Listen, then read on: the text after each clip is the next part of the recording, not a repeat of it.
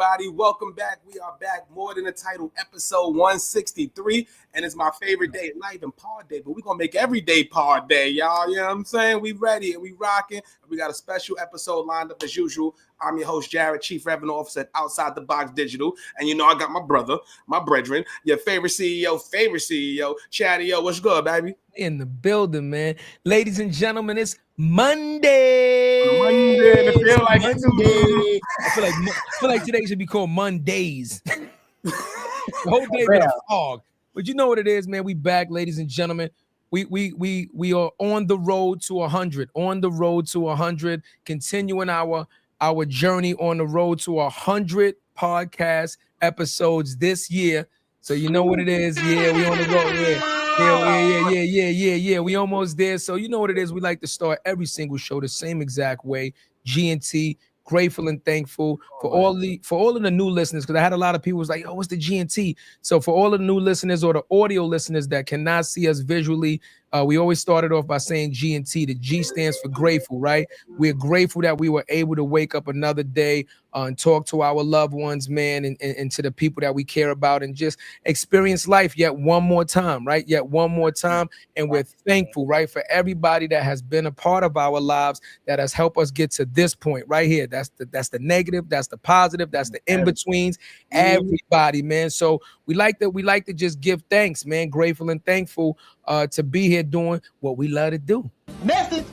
That's it, and you know that. And also shout out to our distribution partners, the Live Podcast Network, the first women-owned, black-owned podcast network in the world, and the largest black-owned podcast network in the world. So if you want more content like More Than the Title, make sure you pull out your phone, scan your QR codes, download the app, and then half of your subscription goes back to the content creators of your choice, y'all. So you know how it is. We don't just talk it, we walk it, we support our own, and we're gonna keep putting on for our own, y'all. So make sure y'all definitely support, because that's all we got is us. You dig? I like that. I'm ready. Let's start the show. I'm ready to pop. CMB. That's it, right? My brother's keeper. We all we got. I wanted to go to the car. We got to take a picture in front of the car. I'm just saying. Nadine, he gonna get mad at me, but don't be mad at me, Cuzzo. But technically, out of CMB, you know who you are, right? I ain't G Money. You play basketball. You the basketball guy. You the basketball. I don't play. You playing ball too. You the basketball guy. No, you the basketball guy. You're gonna be Dutta. You're gonna be the stutter. Keep on fucking with me. Man. No, can I be the male version of Keisha? I like Keisha. Listen, I ain't gonna lie. I actually relate more to Keisha. Can I be Keith? Keith, I don't even like you. You don't even look like a Keith. What the hell is he talking? I love this guy. Rock-a-bye, baby. We about to start it off, y'all, man. As usual, y'all. First of all, let's give some backstory before we give this queen the introduction that she deserves, right? So we met this queen actually before Black Week. We was talking. I saw her doing a lot of promotion for Black Week. We ended up connecting on Instagram. Saw what she was doing. She's doing amazing things in the advertising space. And then we got to link up in person, and the energy was just incredible. So you know what it is. We said we gotta have you on the show, and here we are today. And she's gonna give you a lot of game about the advertising industry. So let's give her a start this way. She's the global director of creative excellence at WPP Open X, where she drives innovation and fosters creative excellence across the world's largest advertising network. With over 30 years in the creative industry, she's held roles as a creative recruiter at McCann Worldgroup, an awards manager at Droga 5, overseeing high-profile industry awards like the Cannes Lions and D&AD Awards. She's passionate about creativity, diversity, and excellence, and she brings these values to every project she leads. She's also the host of the Award Tour Talks. And let's introduce our homegirl, our friend, her first time on More Than a Title, Ms. Nadine Michel, baby. Yeah.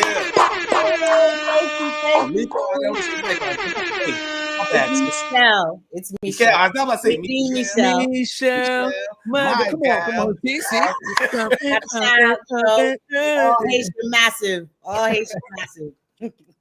Welcome to the show, Queen. We appreciate you taking time. I want to tell you guys, man, she's like this in real person. Just so you guys know, everybody listening, for those that can't see her, she's like this in real life, man. I'm telling you right now, man. Just an amazing spirit, man. I promise you. Thank you. Yeah, let's do it, cuz. Now we appreciate you coming on the show, Queen. Usually how we like to start, right? So first of all, people listening, first timers, more than entitled to a show to celebrate queens like Nadine that are doing amazing things in the advertising space, just business in general. We like to show the success, everything, right? What you've been through, what you've overcome. And so we're gonna start from the beginning, sis. Like, let us know some of your early influences, right? Because I always love to hear how people got to this industry, because I feel like none of us planned to be here. No, I know. I definitely did not plan to be here, you know. Okay. And we're gonna take it from the beginning. First, I want to say thank you so much for having me on the show. I saw like, you know, the intro and I saw the guests and I'm like, oh my God, I'm amongst these guests. This is great. You know, like this is amazing. So I'm really excited to be here. So thank you for that. And yeah, we'll start from the beginning. Like, I fell into advertising by accident. Like you were saying in the bio, thank you so much for, you know, giving those points out. I'm like, damn, I did all of that. Okay. You know what I mean? Right. So, yeah, I was like going to be an accountant. My father was an accountant at Pitney Bowes in Stamford, Connecticut. And, you know, I was like, you know, hitting college kind of early. And I was like, I might as well just go this path. I did want to be in entertainment, but I didn't know exactly how it was going to lay out. And I did end up working in the city. I wanted to work and live in the city, originally from Brooklyn, but you know, grew up mostly in Stamford, summers in Brooklyn at grandma's and stuff like that. But I started working in the city rather early in those days. I hate to say it like that. Like them days, you didn't know. It was just yesterday. When we used to have to, you know, ride a horse and buggy to work in those days, right? It was rather easy because in high school, you know, what I would say, go back to high school, like we learned a lot of trades. Like I learned accounting in high school. I learned how to type in high school. And there was a plethora of programming in high school, like sewing, cooking, wood shop, photography. Yeah. So to open your eyes to like all kinds of, you know, directions that you could go. So, you know, I went accounting route. I could type, and the biggest way to get a job, especially if you could type, was the New York Times. The Sunday New York Times was like gold, like the Bible. Yeah. This hiring section used to be so thick, like, oh, and you would, I think we used to think like $1.50 or $1 was expensive to buy a paper back then, like $1.50. Well, all right, guess I'll just put it in for the New York Times. Plus, they had all these coupons too. They don't even do the coupons anymore. Damn it. Anyway. Damn. And you could look in that section, and as an assistant or an administrative assistant, they would call it, or an executive assistant, which was the highest level to be an executive assistant, or even a receptionist. You could just look there, go and subscribe, or like sign up with one of the recruiting agencies. And back in those days, there used to be buildings and buildings full of nothing but recruiters, floor after floor after floor. You just show up dressed up for work, and, you know, they'd be like, yo, we got you for lunch. Even if your typing wasn't like, you'd have to at least type 60 to 80 words a minute. But let's say you fell under that. They were like, that's okay. You come in and practice on this typewriter until you get it up, and then we'll get you something. You could just spend the day there just typing away or learning Excel or learning all the new programs.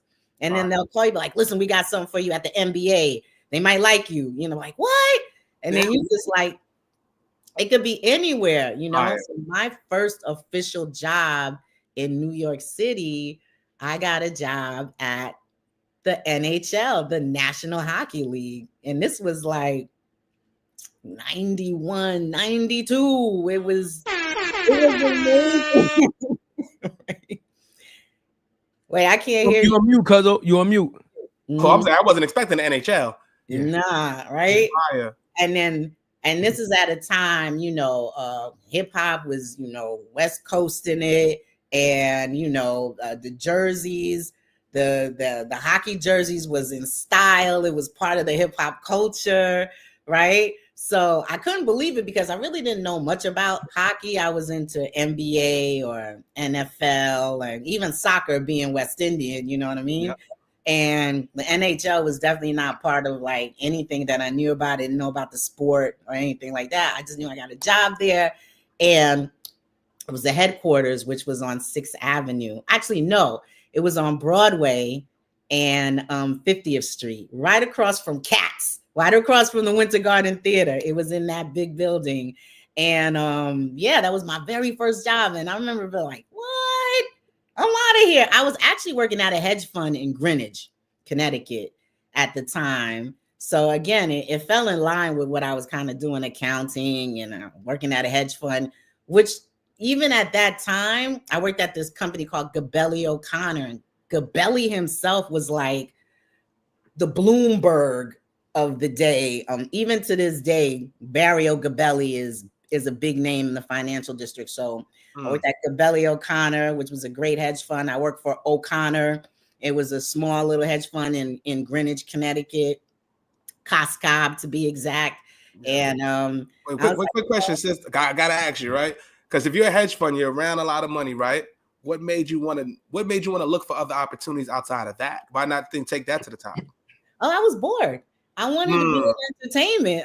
I wanted to be in something more exciting. I mean, I was an assistant and I was doing things, and I was learning about the New York Stock Exchange and all the different exchanges and different funds. I was learning about that, but it wasn't like something that I really wanted to do. And at that time too, it was the golden age of hip hop. So I was out hanging out a lot. Like outside. I was outside. I was out there. I was going to all the clubs, the tunnel, the underground, Coca. Oh, Nadine, let me find out you.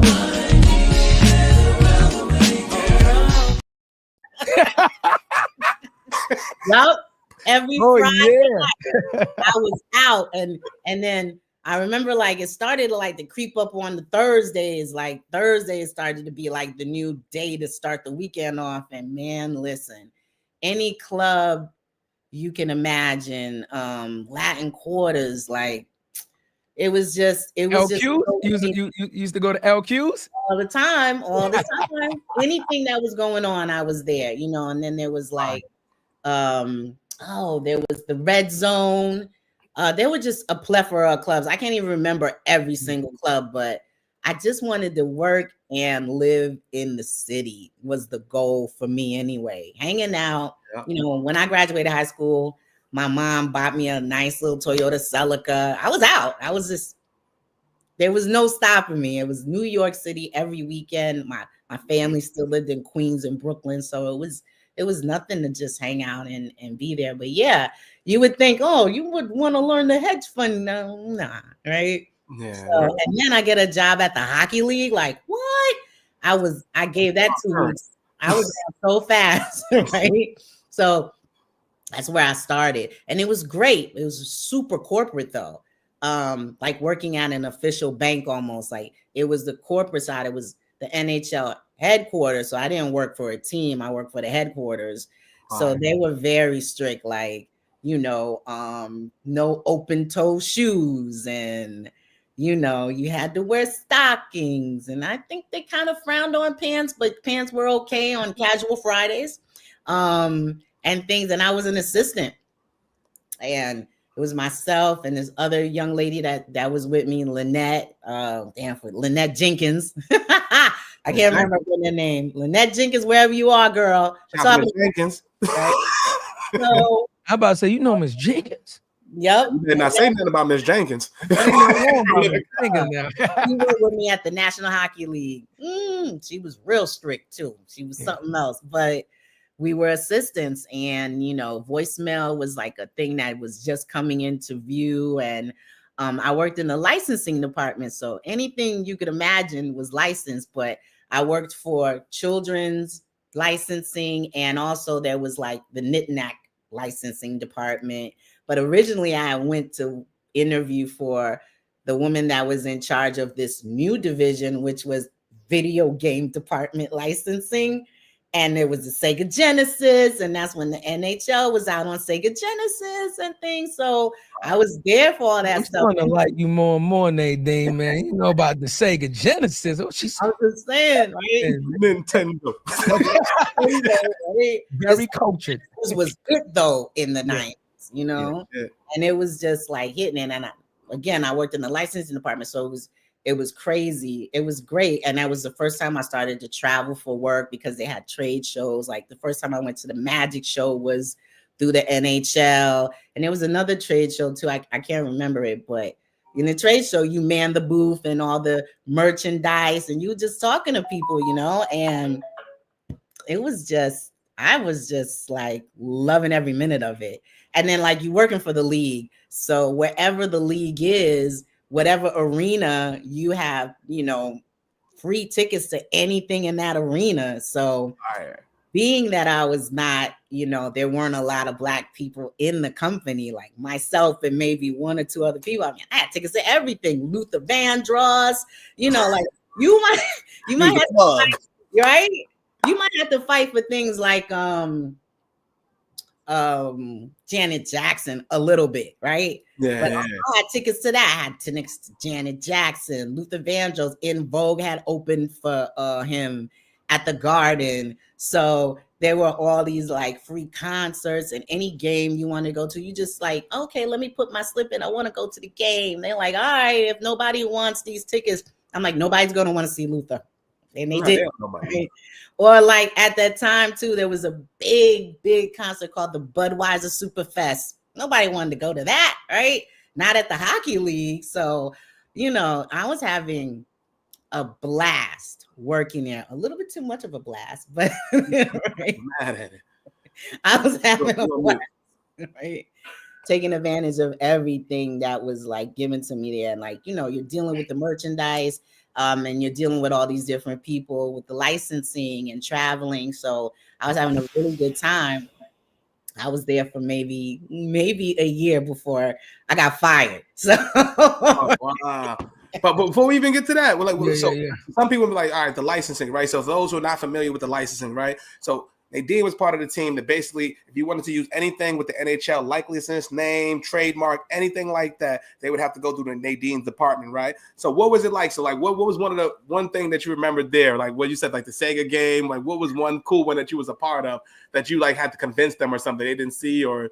They never asked me for my advice. I was strictly their assistant and they let me know it too. Like they were very strict, like, you know, you would get demerits if you were late meaning 9:05. You would get demerits if you ate at breakfast at your desk and it was 9 o'clock. That's a demerit.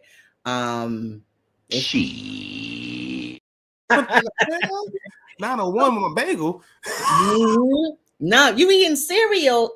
Oh, you got time. Like, no, right? That's not happening. So it was quite strict. And I had definitely gotten a couple of demerits. And also for not answering the phone on time. And I was like, but there's this invention called voicemail. I thought maybe you might want to hear that person's voice. They weren't trying to hear it. And there was a lot of animosity between the you know, the workers, the co-workers, like, oh, maybe somebody licensed more product than you. You know, a lot of like inner adversity going between the people that I work with. And one day I came in, and to be honest, it was a good thing that I got fired. When I came in, I'm excited and I'm like, 5 o'clock comes, it's a Friday. And they're like, we need to talk to you. And I'm like, damn it, they reprimanded me again because HR was there. And then HR's like, nothing I could do. I love you though, right? And I'm like, I'm fired. What happened? Right. But when I look back on it, that very day, and this is something personal, I was supposed to be moving in with someone that I was seeing at the time.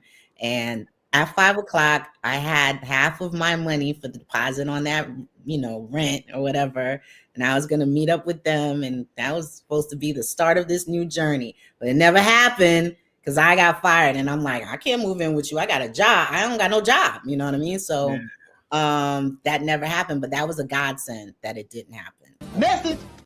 It happens for a reason. It was all for a reason.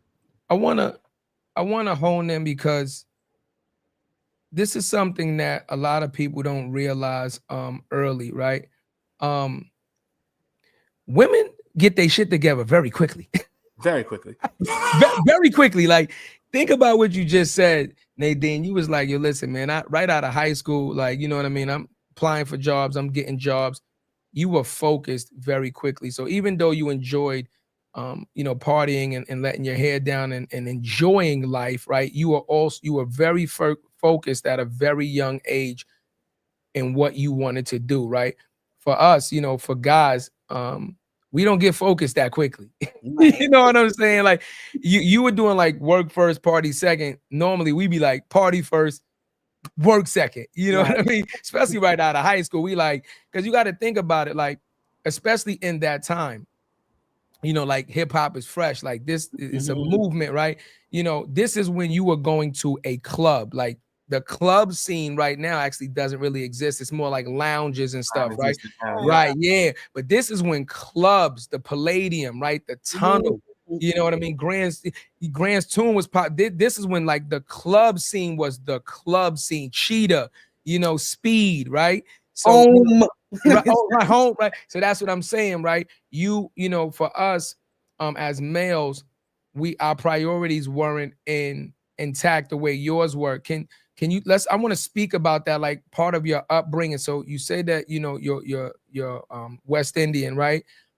So the structure of your house, can we talk about that a little bit, right? As far as like when you were being raised, were there a lot of teachings in your home early of like, this is what we want you to do because the family's kind of on this path, right? And you were talking about like the accounting thing, or did they kind of give you more of a free flowing, like we want you to be successful, but we want you to kind of do what you want to do type of a situation? Well, I mean, like I was saying, I have Haitian parents, and right, from a household, West Indian, Caribbean household is crazy. It's very strict. If you're not a doctor or engineer or something, you're basically a failure. And and parents too they want to say to their other friends or, well, my daughter is a blah blah blah. Well, your child doesn't seem to be doing well. What are they doing? Oh, they're an assistant. Oh, that's cute. Oh, how adorable. Oh, my child is a journalist. We're like, right. My kid is typing. Exactly. I was kind of like my parents because I was going to college a little bit, but I wasn't focused really on because I really didn't know what direction I wanted to go into. I just know like I wanted to have a fun job and I wanted to work in New York City, and I have a different kind of upbringing because while I am Haitian and I represent my culture and my family, I kind of got I spent some time in the foster care system, so I actually was taken away a little bit from my family. So here I am growing up.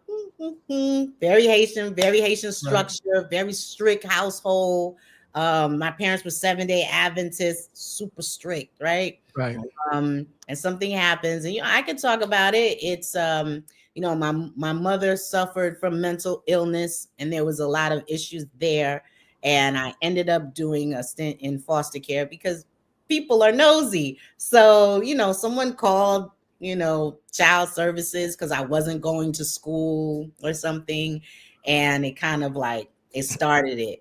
But once again, this sounds like a terribly bad situation, but actually it's ended up being one of the best things that ever happened to me. To shift the way I look at life. And, I'm growing up Caribbean. I was born here and very American, but I really got Americanized when I went into the foster care system. And I say the system, but I ended up with this one fabulous woman who really like guided me to the way I am now, and had a lot to do with the way I look at life and take life. What age was this? If you know, I was about 6 years old. Wow. It was very early. It was very dramatic.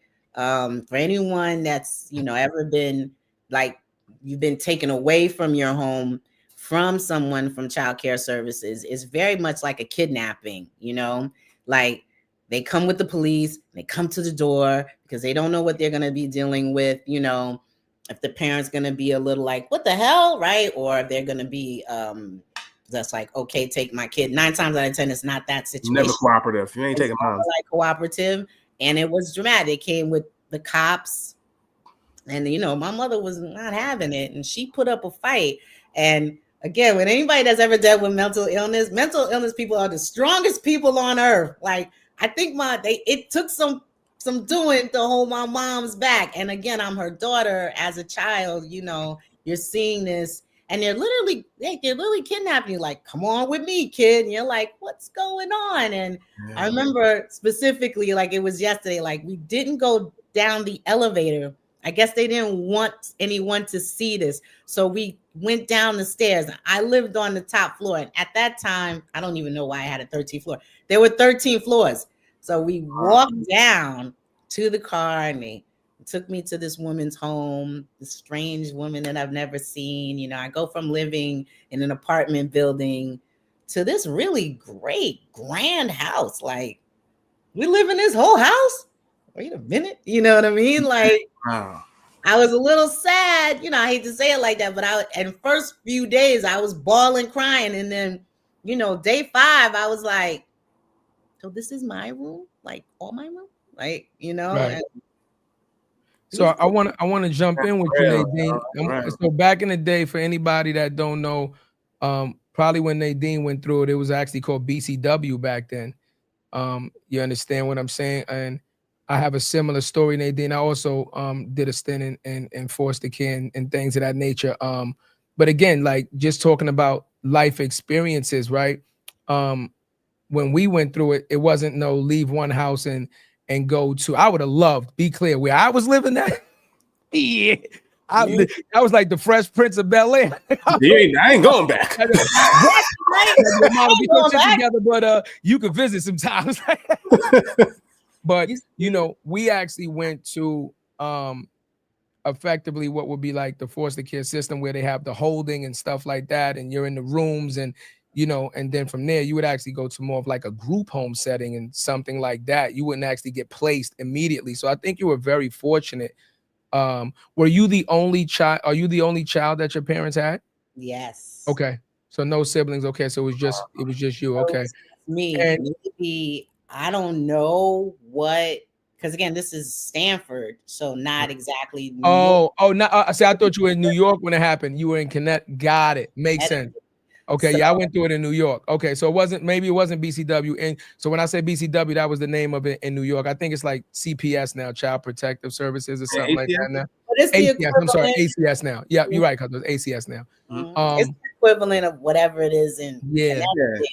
But I guess, you know, maybe their route is like, you know, they have homes that they have identified that take on people, because even when I went there, you know, and it was a huge house, this woman was a career foster care mother, you know, and I got it. Makes sense now because I know some of those. Yep. I'm just hearing this story though. I've got a 6-year-old right now. I could not even picture how he would deal. Like, how do you deal with that as a 6-year-old? And he's like, you're just here now. That you have no communication. You can't call Mama Love on the phone. When you're still going to school, like you have to change schools, anything like that. You have to do everything different. Yep, I wasn't in school, so then I had to be registered for school. I couldn't read yet. I mean, like there was a lot going on. Well, that's what it was. See, yeah, you love your parents, but you didn't understand that from a now that you're a grown woman, right? And you can understand life as an adult. Now you can understand that that wasn't the best type of a situation for you because technically you were falling behind educationally, right? Yeah. You're falling behind educationally, and obviously that's not good because it would drastically affect, you know, how you were being your development process coming up, right? Yeah. So how long did you have to stay in the foster care system before your family eventually got you back, or did you end up staying there until you aged out? What was that process like? I mean, I was there for like 2 years, and then it seemed like my mother made a recovery, right? And then my parents didn't exactly get back together, but we moved, like I came out in 2 years, right? Moved back with my mom in Brooklyn with grandma and the whole fam right there. So that was cool. You know, we're living in 8 St. James Place. I'm with my mother. It's different because, you know, I'm going from living in a big house in the foster care with Mrs. King, that was her name, to everything just all about me. And even like seeing kind of kids come in and out, like sometimes you might wake up, you're like, who are you? Oh, I'm so-and-so. Oh, okay. Yeah. What happened to you? Well, my mom, blah, blah, blah. Right. Well, something happened and this what happened, right? And you're like, damn. Sometimes Stanford being a small town, you may even know a person like, aren't you in my class? Like, I am. Wow. What happened to you? You know, like, and then they'll leave, right? So I did leave. My mother got better. Started living in Brooklyn. 2 years later, though, she had another breakdown, right? So when anybody, again, that deals with mental illness, especially when it's something like schizophrenia, the attention that's being paid to mental illness now, that was non-existent growing up.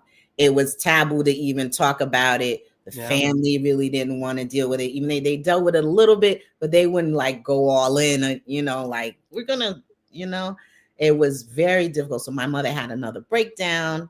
And I'm thinking, oh, my dad's gonna come and we're gonna do the thing. But that didn't happen, you know. And I can't speak for my dad. I love him to death. May he rest in peace. You know, maybe he wasn't ready to be a full-time dad, you know. So thank goodness for me and my communication skills. I always kept in touch with Mrs. King, letting her know, like, this is what's happening with me. Not a good look. All right, I'm struggling here. Nothing you can do if it's not within the system. Like, if they decide, like I say, if you're a foster parent, but this is not happening through the foster system, there's nothing you can do. You can't just be like, oh, drop her off here, you know. But that's exactly what happened. That foster woman was like keeping tabs on me. And when my mother had another breakdown, my father didn't exactly jump up and be like, all right, I'm stepping in. He was like, I don't know what to do here. And I was kind of like floating around in different places unnecessarily so. And finally, I had a conversation with him like, yeah, listen, I've been talking to this woman. It's okay. She's going to take care of me. At this time, I'm 10 years old. You know what I mean? And am I 10? I'm so sorry. Okay. I'm about 8 or 9. Okay. I'm out of second grade or something like that. And that was a whole different thing. So she's just like, listen, I'll take care of her. We don't have to go through the system. And I stayed there till I was like 13 years old, literally, you know. And my parents got back together, allegedly, like get back together. And they wanted me to come back. And that was a tough one. I did not want to go back. But there was, again, this was not even in the book. So this was just a verbal understanding. Like, I'm going to hold her down until her parents get it together. And literally, I was there that long for people to think I was this woman's actual daughter. Like, my last name wasn't even Michelle after a while. It was like Nadine King. Like, I was just like that embedded into her life. And listen, she opened my eyes to so many things. First of all, she was a foster mother, a career foster mother. We're talking about a woman that's already in her maybe 60s. Her husband was in World War II. They're deeply embedded in the community. She's from Tennessee. She knows how to cook. She's also, at this time, a domestic. So she worked for really well-to-do families in Stanford, you know. Even that house that she owned was given to her by someone that she worked for. They gifted it to her. Message. Wow. They gifted her this 3-4 story house. Right. It was huge. It had a backyard, front yard. It was a huge house, you know. It was a beautiful thing. And she was a beautiful woman. Annie Mary King, that was her name. So she was amazing. Shout out to Miss King. Yeah, see?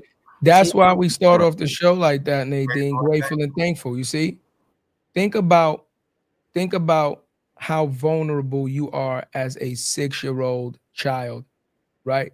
And you said that you weren't even reading and things of that nature. So educationally, you were far behind. Your story could have gone a hell of a lot different.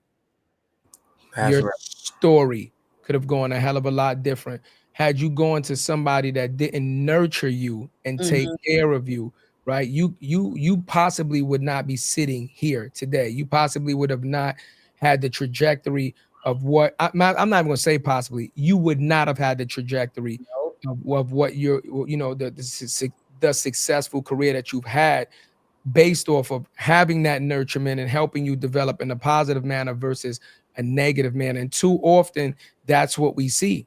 And that's what we talk about, right? We talk about protecting our children and nurturing them, right? And that's why, for us, Nadine, like it's those type of stories that we talk about while when some guests come on and we see some people that are like, oh, I did it on my own, and nobody helped me and nobody ever did nothing for me. And these are the parts where we're like, you're a liar. You're a liar, right? Because it was somebody in your life that nurtured you. It was somebody in your life that helped you, that helped put you in that right direction and that path to glory, right? So this is why we have to give thanks back, not only for the people that did things for us, but we have to pay it forward now.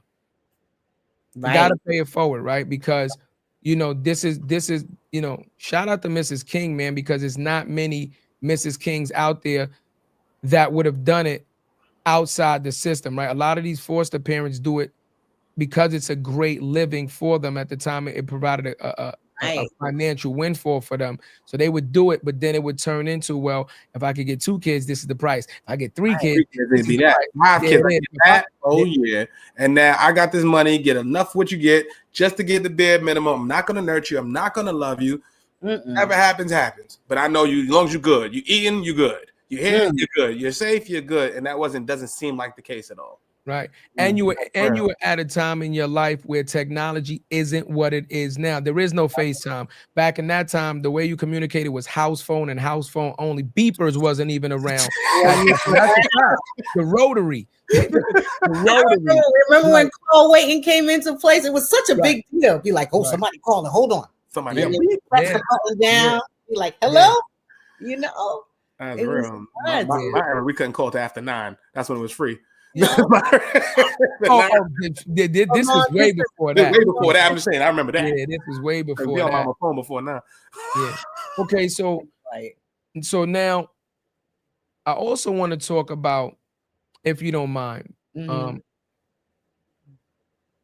as a child, you understand that your mom is going through something, but you don't quite understand it yet, right? So because you don't understand it, you don't really know how to like help her or kind of like deal with it, right? At what age did you get to maturity wise where you kind of started to understand what mom was going through and then understand like how that affected you as a person, seeing her go through that and having to deal with that? Oh, wow. Well, I'm just going to be honest. Like, right. I didn't want to deal with it. Not as a kid, I did not want to deal with it. And then I had started to build a relationship with this woman, Mrs. King, and really looked to her as more of a mother, because we're these years, like 6 years old, think how young that is, right? So from 6, even though my mom came back for a little while, it wasn't that synergy, because again, my mom is dealing with something different, and it wasn't that kind of mother-daughter bond that I wish I had with her. That wasn't until later on in life that I had something like that. But growing up, I didn't have that. She was very strict. She was very about, education and learning. And, I don't always remember her saying until I got a little older how much she loved me. I always thought, I always got to be on point, because if I'm not, my mom's not going to be a happy camper or things like that. Not knowing what the mental illness was about. Like, I just saw that as like, I was ashamed, I wasn't happy that my mother was schizophrenic. And then even growing up in Stanford, other people know your business, and it wasn't a good time. I didn't like it. I did not want to deal with it. I really didn't head on deal with it till I, became an adult, to be honest. When like really stepped up, be like, I'm an only child and these are my parents and I need to step up. And it wasn't until I was an adult, really, because in my early 20s and working and things, like I kept an eye on them because they divorced when I was 16, but I didn't want to deal with it. I'm going to be 100% honest. Like I did not want to deal with it. I did not like it. I didn't like talk about it. Like to tell people that my mother had schizophrenia, because nobody was understanding, or I didn't know anybody else that had a parent that had schizophrenia. How do you relate? Right. And then I was Haitian. Haitian people did not have a good way to go back in the late 80s, going into the 90s. People were responsible for all kinds of stuff, So yeah, I didn't like dealing with it at all. I really wanted to, I forgot what it's called now. Like, when a kid wanted to divorce their parents, and I wanted to be adopted by Mrs. King. You wanted to emancipate yourself. Mm-hmm. And be officially adopted by Mrs. King. Because here's a woman, again, like she's investing in me. I couldn't read, but I end up reading because she taught me how to read and was on top of me. Wow. She enrolled me in piano class. Like, she enrolled me in camp. And again, like these things were happening like rapid succession. There wasn't like, I'm going to do this. And then months go by. She was like doing it immediately.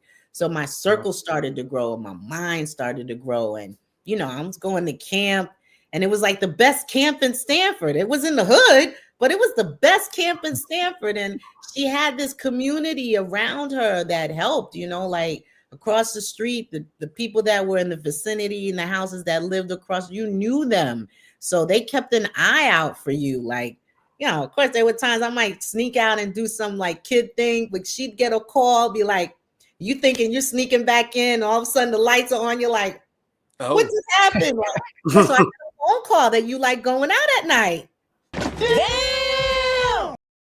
Got him. That's before the Apple AirTag. Yeah, tag your ass after that. Ask exactly. She was not afraid of the strap. That was real. Yeah. You tag your ass after that. And it was like, it wasn't like expectation, like you about to get it. Like, about to get it. Let me get it ready. You know what I mean? Like those are the lessons that those are the lessons. We need that. Need that. I know my pops would have looked for mine. Yeah, I wasn't happy feeling like that because it wasn't my mom's fault that she was going through that. And then my father didn't know how to deal with it.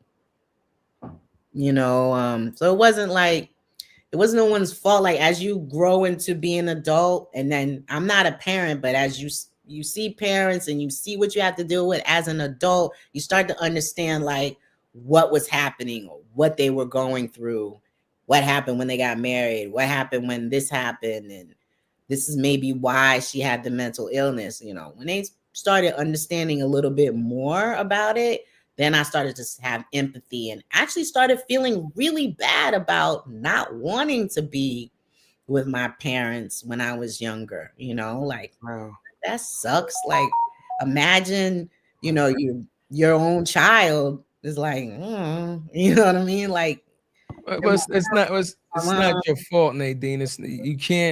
You can't wear that on your shoulders. Okay. You are a child, and children, that's why it is important to nurture the development of a child's mind, right? Because your brain isn't even fully developed at 6, 7, 8 years old, right? And how could you possibly understand if your father, who's her husband, who's a grown man, didn't understand and how to deal with it because of the resources available at the time, because of people bringing awareness to it at the time, et cetera, et cetera. If he didn't understand how to deal with it, how could you possibly think you would understand how to deal with it? And you're nowhere near as mature and experienced in life as he is. Right. So, I just, and I understand you're an adult now. Just, I don't want you to wear that. we talk about it all the time of seeing our parents through children's eyes, right?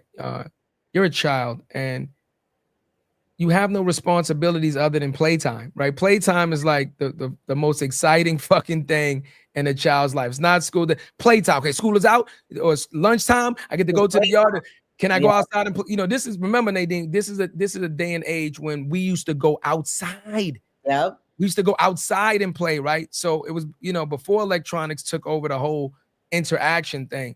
So, you know, I don't want you to, you know, feel bad about that. I think that you did the best that you could to just understand that it wasn't a good situation. And when presented with a better situation, you embraced it. I don't think that many people would have done anything differently than that. What you think, Cuzzo? Now, what I got out of all of it is that, first of all, you're somebody I would have been working with, right, Nadine?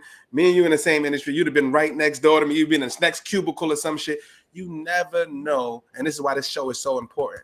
Mm-hmm. You never know what somebody has gone through to get to where the hell they are today, and this is why we create more than a title, because you never know. Some of you people that in that cubicle right now could fucking could never. So when you see Nadine after hearing this story, like I almost broke, you know what I'm saying? I'm thinking about my son. Like I'm like, he wouldn't. I know he wouldn't. You know what I'm saying? So for you to persevere through that shit, go through that, get back with Mama Love, see Pops, right? And then be like, yo, look, I'm gonna go look at the New York Times. Like, who's in the New York Times at that point? I'm gonna go down here to these recruiter spots. I'm gonna find me a job. I'm working with hedge funds, right? You had opportunities, and you know, that were not afforded to everybody, but you had the vision to see it. Right. So that's what I took out of all that. And I love the story. The fact that thank you for being vulnerable to share that shit with us. Yeah. Like, cause real, that's so real. Like, you know what I mean? Like, it's real. And for to be where you are now. Yeah, man. Like what? But it again, every situation is based on a set of parameters of the information that you're being fed in the moment, man. Yeah. Like I said, like I you know, you sharing. Listen, Nadine, I went through that. I went through that process, right? And I'll be straight with you. You went through it involuntarily. I went through it voluntarily. Like I called child services on my own mother. I did it. I gave her a demand and said, I'm tired of living like this. And I was around 6, 7 years old. I made that decision at that age. I wasn't forced. So I told her, listen, you better get your life together. I'm tired of living like that. We were doing some really bad things. And the way I was living, I was like, I can't keep doing this, because I knew the path I was going down. And I knew where it was gonna eventually lead, right? And I made the decision, like, you got a time frame. Get yourself together, stop doing this, stop doing that, or I'm out of here. And the only way at that time we knew that you could leave, because my whole family was kind of doing the same thing, was to put myself in the system, right? The kicker for me was my mother ended up having another child, which was my little sister. And I was like, I went through it. Okay, I'll wear it. She's not going to go through what I went through. And that's when I kind of gave her the ultimatum. And, you know, at that time, because mental illness is still mental illness, right? For her mental illness she was just addicted to drugs at the time, which in the 80s, you already know, it was a big drug epidemic in our neighborhoods, right? Yeah. Wasn't a lot of people that weren't addicted to drugs. And I was like, yo, we're not going to do this. And my little sister's not going to live this life that I've lived so far at your age, 7, 8, 9 years old. So I made the decision, and I actually called myself and had them come take us away. And I will say this, like I said, we went into a system. Now, we were fortunate enough that we had family members within the system that were already licensed foster care providers and stuff. So eventually they came in with their licenses and was able to take us out. But before that, you're not with family. You're in a room, you're in a group home, you're in a place with absolute strangers. You don't know nobody. They don't know you. They don't really care about you the way your family would. The environment plays a big part in that. Think about all the people that didn't have a Mrs. King. Think about all the people that might not have had a family member like I had that was a licensed foster care provider that went through the worst of it, right? So you look at some people and look at the decisions that they made in life and look at how they kind of turned out. We're quick to judgment all the time as people. We're quick to judge. We're quick to judge. Oh, you ain't shit. You should have did this better. Da, da, da. But the reality of the situation is, you're a product of your environment, and you can only do what you're taught to do. You only know what you're taught. You understand? And if you're not giving these tools to help you progress yourself and develop, then unfortunately you go down the path of just ignorance and you end up being a follower and just doing a bunch of dumb shit because everybody else is doing it. You know what I mean? So your story really hit home for me. And I can guarantee you that there's a lot of people listening to this show that your story is going to really hit home for them, right? Because when we talk about like humble beginnings, right? Humble beginnings and the things that you had to go through just to survive, just to, think about wanting to be a productive person in society. People don't realize that children go through a lot, man. It's not easy. No. Yeah, it's not cut and dry. It's not easy at all. Yeah. And yeah, I mean, like you said, like you went through a different route, but in those first 3 months, your parents don't even know where you are. They're not allowed to know. Yeah. They have to wait to figure out where you are, And I remember even realizing, like I said, Stanford was a very small town.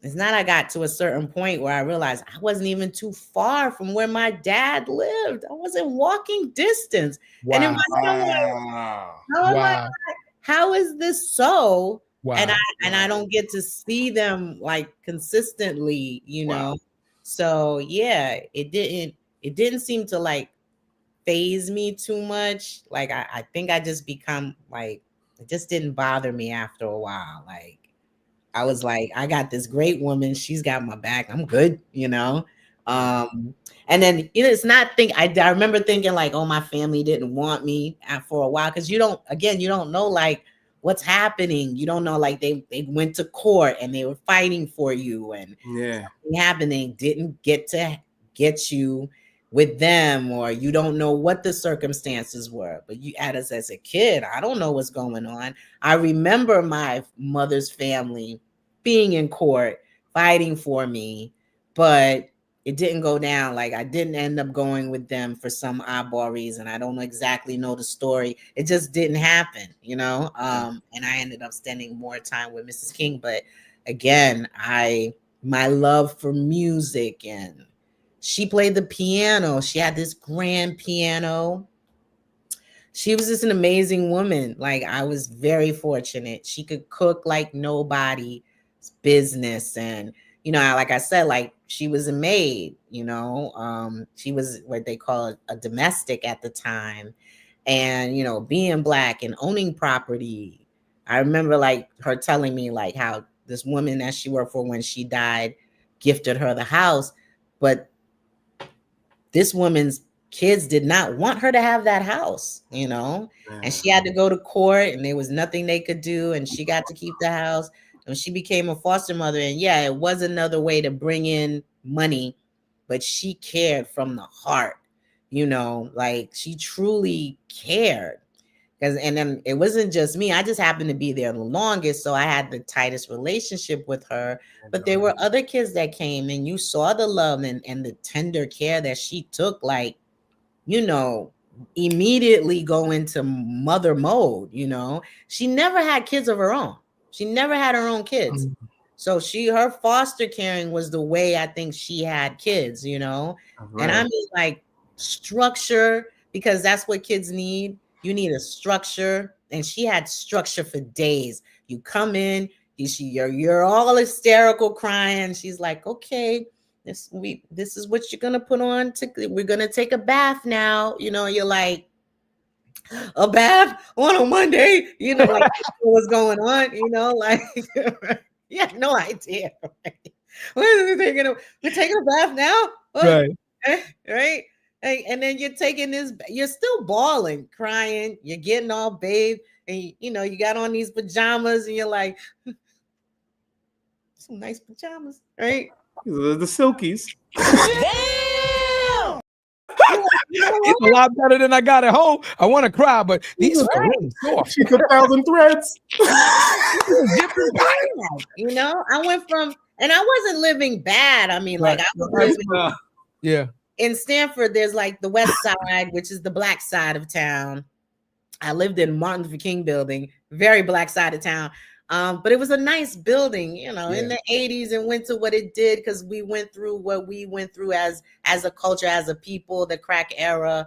So, Stanford was hit very, very hard, but the building was great, and it was around other buildings and other communities, and it was a great, to me, I loved growing up in Stanford, and the community in Stanford was just amazing. Again, that's where I met Mrs. King, and shout out to everybody I grew up with in Martin Luther King building.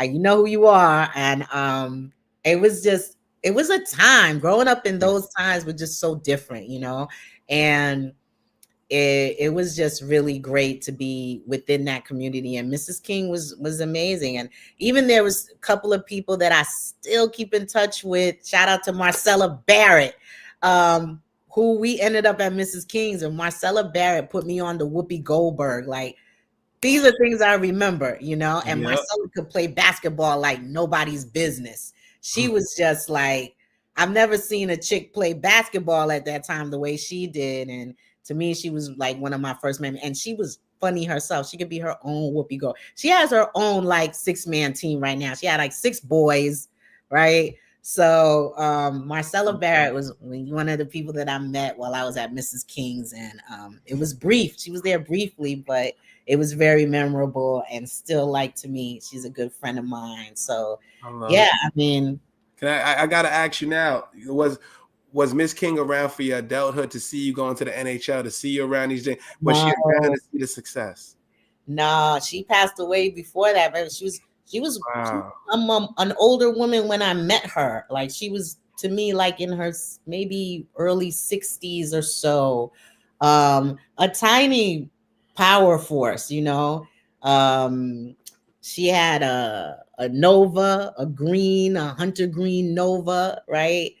She could drive. She was very independent. I mean, she was married, but she was the boss, and when it came to like running that household, and she was, cleanliness is next to godliness, and she was very much a God-fearing woman, but fun. She had a big family that was from Tennessee, Nashville, Tennessee, and she had a lot of sisters, and they would come visit with their nieces and nephews. And one of her nephews came one time for the summer, and that's how I got put on to things like Prince. And I remember holding up that album like, why has this woman got a mustache? What's going on, right? And she was into gospel, so I'm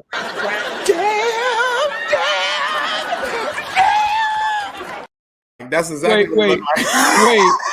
In all the history of Prince talk, we just gotta hold on. In all the history of Prince talk, and we like, children, they are anything but they are earnest to a fault. Exactly. Why is this woman with a mustache is crazy? It was because he had the blowout, and he didn't have no shirt on, right? And he just right, and I'm like, I'm like, this woman has a mustache. That's great. It's great. As you say that too. Shout out to our big bro Stevie D from Force MD's on the check-in. He's on the Instagram right now. Shout out to Big Bro. Stevie, what's good, bro? Oh man, what's the word, man? Yeah, man. That's crazy. Like, thanks to, like, again, like, these are my eyes opening, my listening to music, loving music. I mean, I was already a music lover because at that time we didn't really have many choices on just the radio station that would play whatever, and then whoever you were with growing up with, you're hoping to have this great record collection. And she did, and she played piano too, which was a whole different thing. So imagine Friday night, she's like, I'm just gonna play the piano, and she's like in concert, and you're just a kid, like, you're like, this is amazing, you're playing the piano over here, and that was a regular thing for her. Like, she played the piano like nobody's business. This would be I ain't gonna, as you're saying this story, this would be a hell of a movie. A biopic. Like, I'm just keeping it funky with you. It gotta be a biopic. Like real talk. Like, because people don't, I've never seen anything like that in the foster home where they actually highlight it like that to show the experience of what it is, to highlight people like Mrs. King, to show what it's done and the impact she had on your life. That would be crazy. So if you ever do your biopic or your documentary, make sure you pen that out. I'm just listen, y'all I would love about it. No.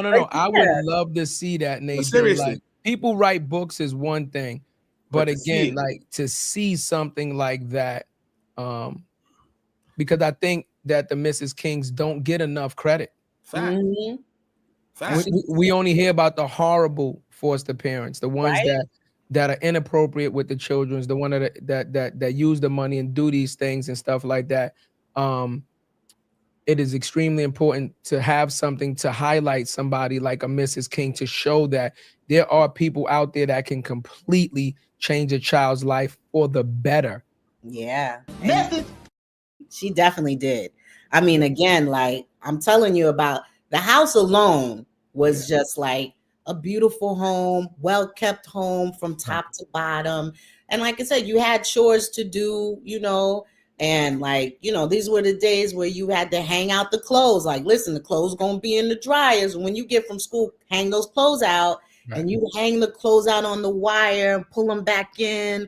And those were some of my chores. I remember her building a shed like in the backyard. And when they put the concrete down, I remember writing my name in the concrete, solidifying like, this is my home, even though this is my foster home, this is not really my home, right. But it felt like it was 100% my house.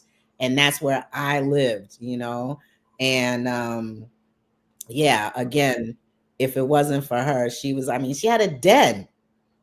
That's a den, right? She had a den that had a floor model television in there that was like the special room. Like you could only go in there if you wanted to study because she had the Encyclopedia Britannica all in there for you. So there was no there's no if we had what we had back then, we'd probably be like living on the moon by now, right?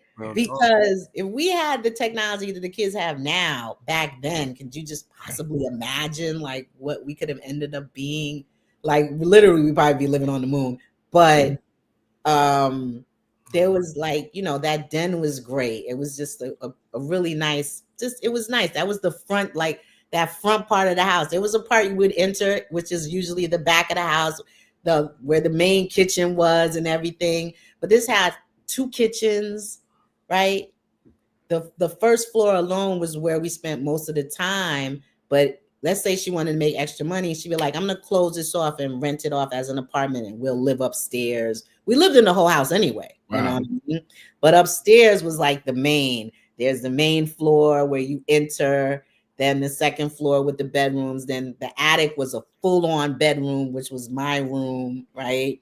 So it was just great. I enjoyed it. Do you have any pictures or anything of the house?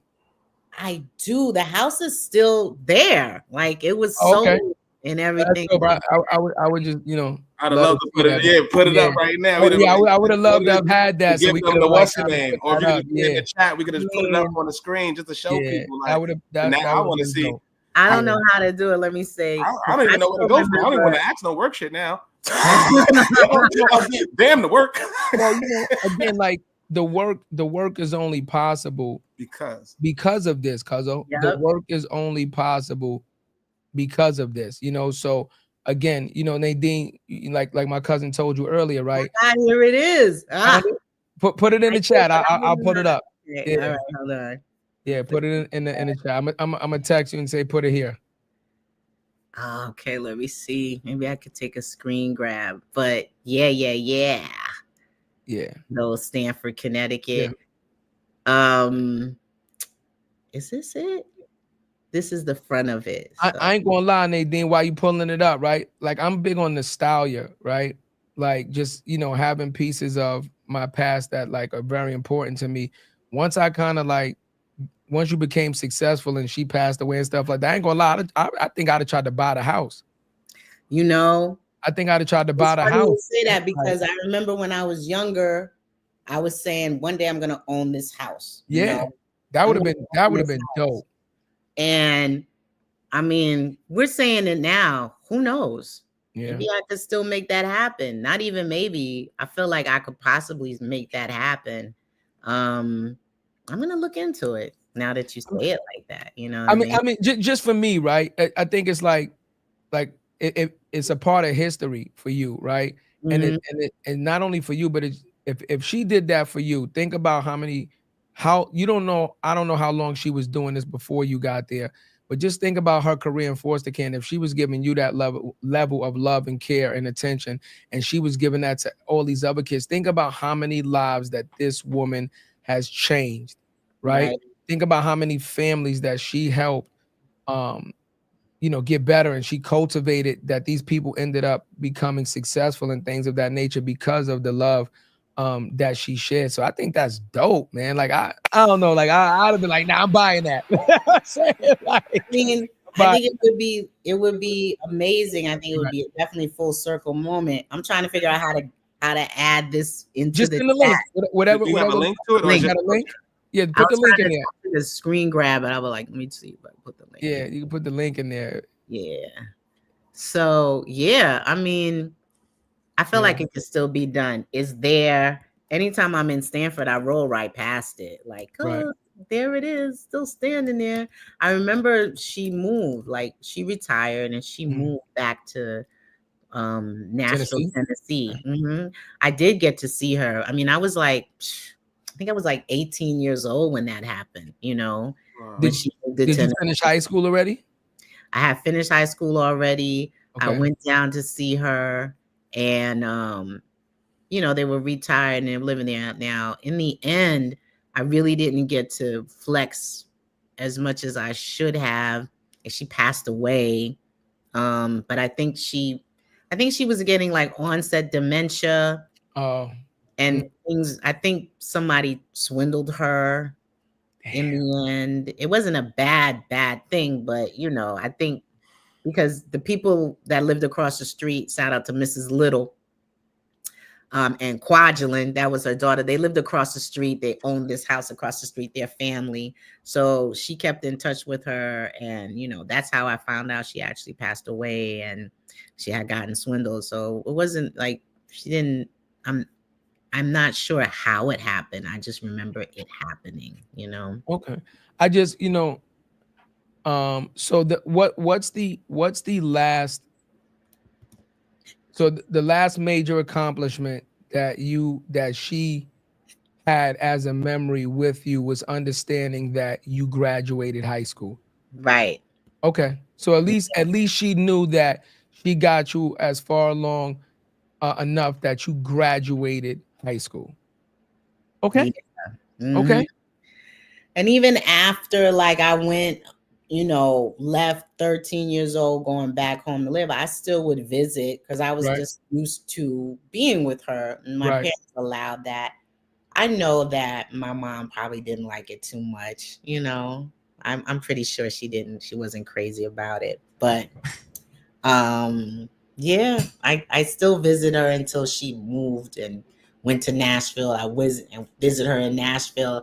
And I remember at the time, this is funny because I'm on the plane and I'm reading Stephen King's It, right? So it automatically, I'm scared of clowns. And so the room that she put me in had all these pictures of clowns, right? I was like, can I sleep in this other room? There's the house. That's the front of the house. Yeah. And in those days, there were like these hedges that came down in the front that kind of like made this pathway to the front door. But yeah, so you see where that umbrella is right there. We never really got to go out there, but it was just like a little balcony there. But that's the very front of the house. Nice. Right? Beautiful. It was beautiful. It was so beautiful. She had an apple tree over here. When you're looking at it, there's an apple tree that was to the right of this picture. And then this house sat right on top of a hill. So after like this corner here, because she was right on the corner, the hill goes all the way down. There weren't no houses next door or anything. They were just across that street and things. And the hill went all the way down. And I used to just skateboard down that hill and bust myself up so badly. Right? I did, because the hill was steep, Yeah. And once that hill, and it would turn a corner, like once you like reach to the bottom of it. And if you like skated, it would just like, you would be going so fast and your bike would be going so fast. Man. But if you turn that corner, you was the man, like, see? And bust up yourself so badly. I busted off both my knees, all kinds of stuff, messing with that hill. But yeah, that was the house. I gotta ask you something real, Nadine. Now, so you've seen success on a lot of different levels. Is there one thing we usually say the mama made it moment? But what I would love to know is there one moment that you was like, damn, this couldn't have happened without the influence of Miss King, without Mama Love, without everybody. What was the one moment that it was like that hit home in your career? I mean, I would have to say, I can't really see it was the one moment per se. I've had like different moments. You had mad moments. It's a lot of moments since I ain't mad. It's a lot of moments, but my parents, one thing I have to say, like my parents, my mother and my father, I didn't end up being a doctor or nurse or, what they wanted me to do. They saw like, oh, you're really doing it. Like you are making your own money. And, I remember moving into the city and moving out of my father. Like I was living with my dad and I moved out and I moved into the city and they came to visit. They weren't happy about me living in the city or anything like that on my own. Mind you, I was heavily into my 20s when I moved out of home, right? But they saw that I was doing it. And then really, that's really when I stepped in and started really being more of a daughter and had this relationship with them when I moved out, and was in my own place. And I was kind of like not keeping in touch per se at the time. But as I started to like hit 30, I was just like, oh my God, like my parents are getting older and they only have me. And there's no way that somebody's going to say, well, Nadine never looked out and she let her parents. I was not going to have that despite the drama of growing up and all that crazy stuff that happened. I really didn't care. It was more of a pride thing. Like nobody's going to say anything bad about my mom or pops, because I'm going to be right there, So, and that's what I was. I stepped into it and I would go back to Stanford on a regular basis and make doctor's appointments, calling people, threatening people, whatever, you know what I mean? Like I would show up. And that was the main thing with my parents until the very end, me showing up and really dedicating myself to being a good daughter, Real. It was, because most people would have been like, nah, you didn't really raise me, you didn't look out. But my mother really did. Like she tried her best, knowing that she wasn't there in these pivotal moments in my life. Like, she wasn't there when, I matured and got my pitch. She wasn't there to witness all these things that was going on. So, graduating high school and her getting me that car, I know that was her way of saying, oh, I care about you, Right. And that, that, forget it. That opened all kinds of avenues. That had me staying in New York and just outside on a regular basis. It didn't go too well with my dad when I got that car, but, you just growing pains. Let me give a shout out real quick. Shout out to Khadijah. Khadijah just joined in on Instagram. Khadijah, I think she's in Connecticut right now. And she's a foster parent. And I've watched her for a number of years provide just phenomenal, and I mean phenomenal love and care for a lot of children that are not hers biologically, even though she has a daughter. That I think just had a baby. So I think she's like a grandma now. But shout out to Khadijah, man. She said hi. So Khadijah, just so you know, man, Nadine, man, she was raised by, she had a lot of her care from a foster parent that nurtured her and took care of her when her parents weren't able to do so, right? And that foster parent kind of was like, what you do for your kids out there. So I seen that you joined. So that's a dope correlation that she just joined in, and she's kind of like exactly like the Mrs. King version right now of what you do. She goes to everything, and she be calling, I gotta go to school, and then I gotta go to the doctor, then I gotta go to therapy, and then she's ripping and running. Be like, it's a great community. Like this is what I love about Stanford. Like for me, I don't know like what it is to go up there now, but at that time, I felt it was an amazing community. She said she's been a foster parent now for 15 years. Then she knows, right? Yeah, it is. The college, the schools, they're all connected. Yeah. The programs that they have there, camps and things. Now, when I was going to camp, it was a whole bunch of different, but like that was the sound system days. Like if it rained, we couldn't go swimming, but then the DJs would come with their sound systems and it was a dance party all of a sudden. They competing and you know, they had the boom boxes out and, you know, with the turntables, and and this is at camp, you know, like we were having a good time at camp. Like we couldn't wait to go to camp. The weekend would come, be like, damn, no camp, you know, like it was just that much of a community.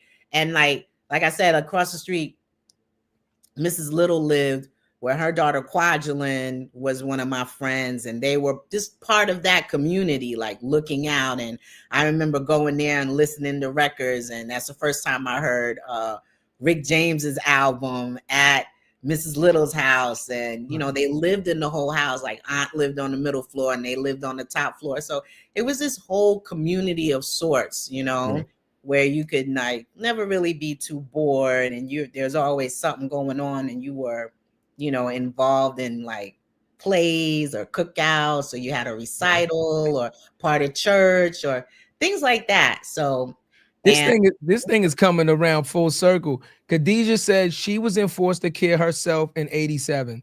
And not only has she been a foster care mother for 15 years, she's now on her second year of adopting the foster care kids, and she ended up adopting them. Look, you got to get a horn for that, Khadijah. Like, Khadijah, gotta give her a horn for that. It's crazy that you guys are coming, because you see, as I'm getting older, you know, I don't have kids of my own. So to me, I think it's an inevitable path for myself, you know, like as my give back, like as I get up in years and I'm thinking about retiring, like what else can I do? Oh, you got to go get the house now. No, you got to go get the house now. Right? No. You got to go get the house. Cuzzo, she got to go get the house, and we're going to do a More Than the Title live from the house, and we're going to start the biopic. Nah, we got to be involved in that. That's super dope. Biopic. I mean, that's super dope. No, that's super dope. I mean, it would be amazing. And I think if my parents and Mrs. King were alive now, I think they would be extremely proud and excited at everything I'm able to do. But again, if it wasn't because of each situation, I don't think I would be the person that I am. And I don't think it just didn't bother me as much. And it sounds dramatic, but it didn't feel dramatic. It didn't feel like, oh my God, woe is me, and you know, what's gonna happen? I felt safe, even though I got into like, you know, shenanigans as a kid, you know, but yeah, again, if it wasn't for this woman, and my mother too played a big role in how I am, and you structured me on how to think. If it wasn't for my mom, I wouldn't be good in math. Like, you know, there's just certain things like you remember and things. And, you know, my mom was the most loving, giving. Like when I think about my mom, and, you know, as I got to know who she was and how she was amazing. She was a very loving and very giving. Oh my goodness. So giving, you know, excuse me. Nah, go ahead. Go ahead. I love it. Give you anything. Goes off her back. You had a hard way. What? You need how much? Let me see what I got. Like, you know, sometimes I would have to talk about like, listen, you can't just give everybody money. What's your problem? She was like, but I have it. I'm not doing it. I like that. They're not going to give it back to you. I like that, though. And then I'm going to have to smack them up. Well, if they don't give it back to me, it is what it is. You know, you're like, no, they need to give it back. I'm thinking, well, I need the money. You know what I mean? But that wasn't her way. If you needed help, she would help you. She would just help you, you know? And there were a lot of people that, to me, kind of a little bit took advantage, but they know like they really ended up in a good way thanks to my mom. But my mom was like, she was really kind, you know? I wish I could be as kind as my mom. She was so sweet, you know? So, I mean, but you're not a carbon copy, Nadine. You're not a carbon copy. And you are the product of love. That's the bottom line, right? Your mother loved you as best as she possibly could while she was dealing with what she was dealing with. And I want to just say this, right, Nadine? And again, in our culture, mental illness is still taboo, especially for men, right? For Black men, if we're going through something, and this is why a lot of the times Black men end up doing a lot of violent things and just kind of crazy things, because you keep holding everything in and you don't get your emotions out and things of that nature until you just break, you explode. You don't know how to deal with it. So times haven't really changed, but so much. But just imagine going through something that you have absolutely no idea what's going on or how to deal with it yourself. How do you even ask for help? Right. How do you ask for help when you don't know what to ask for? When you don't know what's going on, right? You don't, are you making this thing up?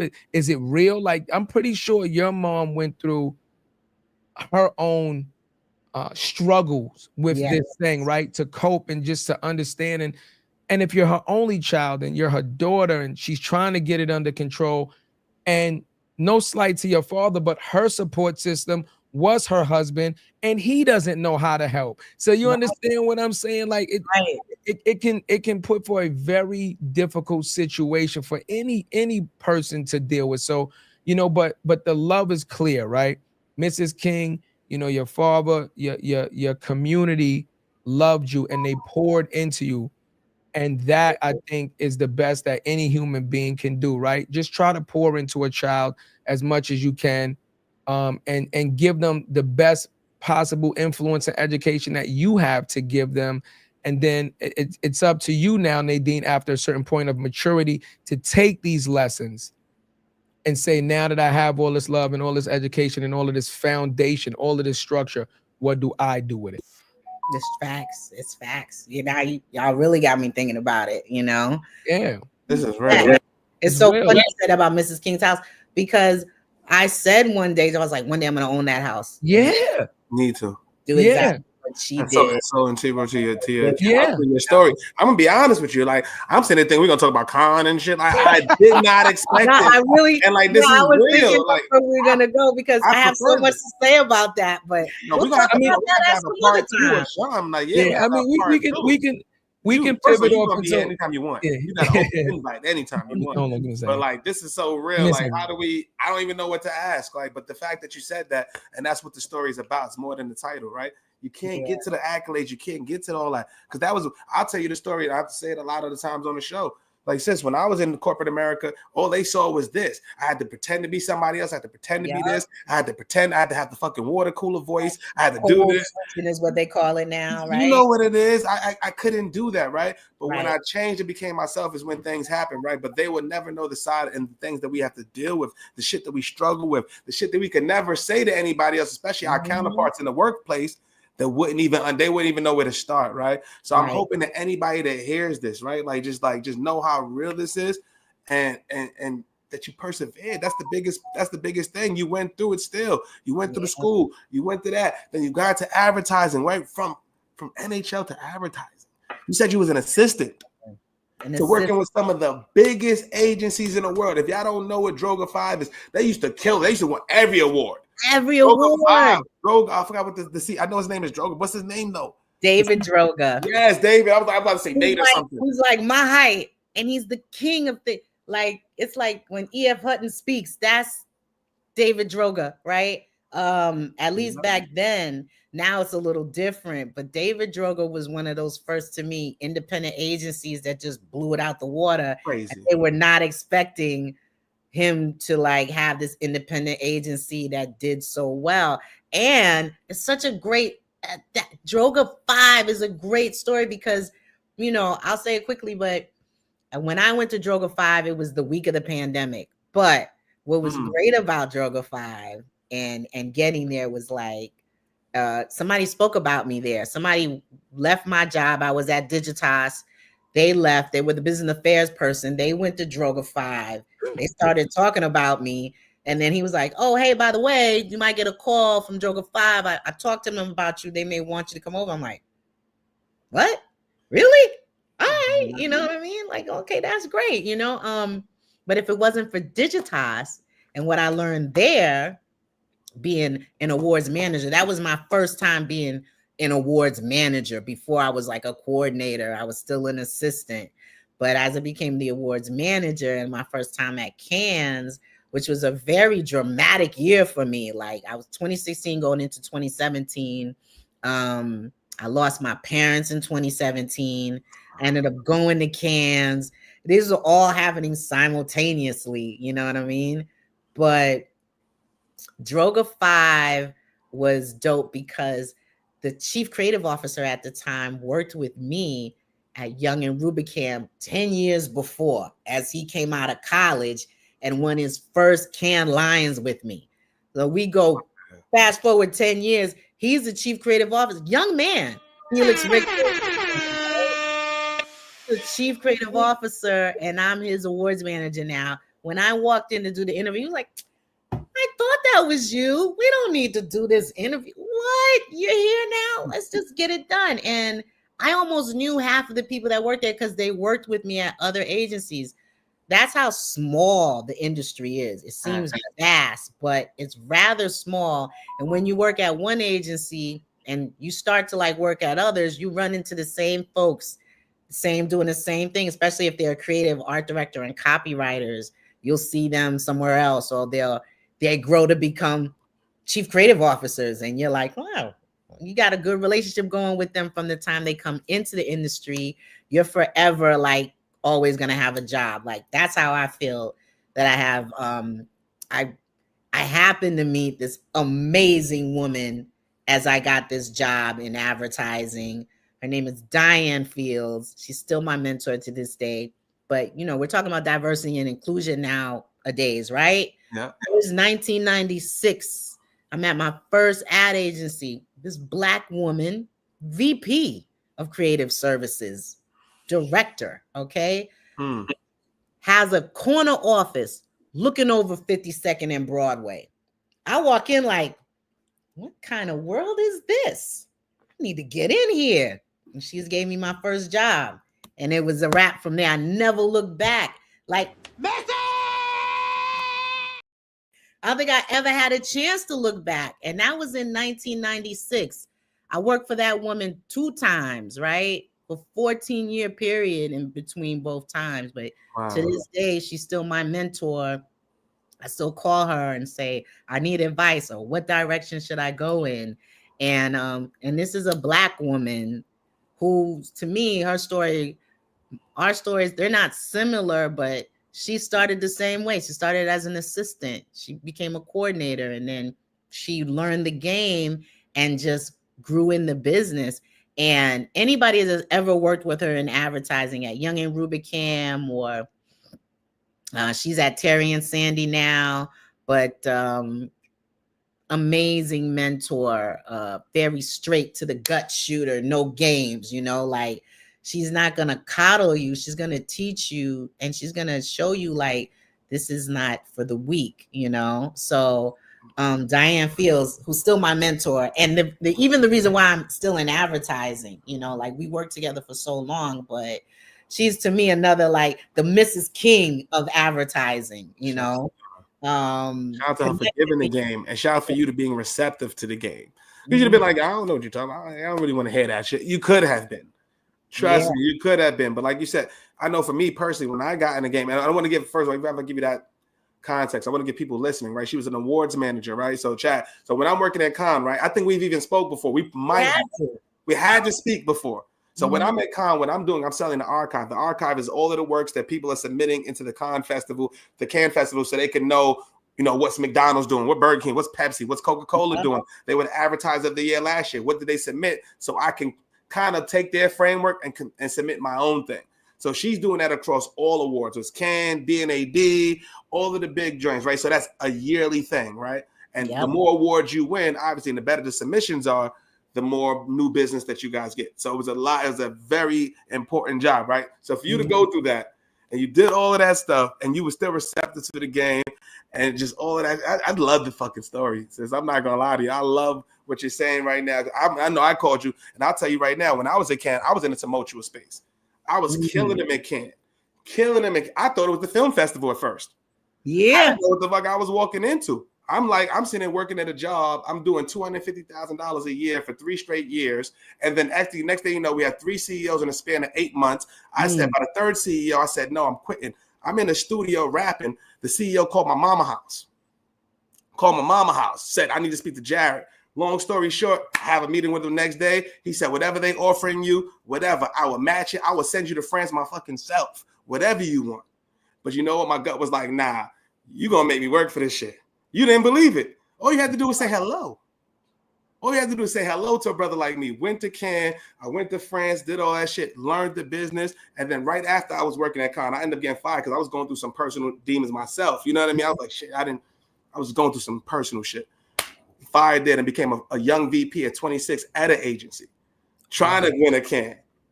All that shit. So it's like it's the advertising game is such a great business for us, but it's also a game. And I know me, I didn't have mentorship. I didn't have anybody to say, yo, Jarrett, this is how you wear your pants.